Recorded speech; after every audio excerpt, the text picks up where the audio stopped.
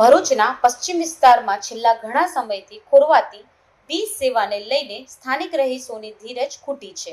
અસહ્ય ગરમી અને ધગધગતા તાપ વચ્ચે વારંવાર વીજળી ગુલ થવાની સમસ્યાથી પરેશાન મુંડાફળિયા, ખાટકીવાડ, ડભોઈયાવાડ અને મદીના પાર્ક સહિતના વિસ્તારોના લોકોએ આજે રોષે ભરાઈને 532 સ્થિત જીઈબી કચેરી પર હલ્લો બોલ્યો હતો.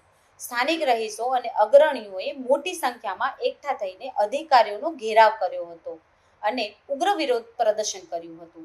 સ્થાનિકોનો આક્ષેપ છે કે વિસ્તારમાં વીજ લોડ સતત વધી રહ્યો છે, જેના કારણે નવી ડીપી મૂકવી અનિવાર્ય બની ગઈ છે.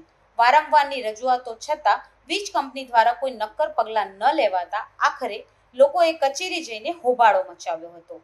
મામલો વિચકતા અધિકારીઓએ પરિસ્થિતિ કાબુ લેવા માટે પોલીસની મદદ લેવી પડી હતી.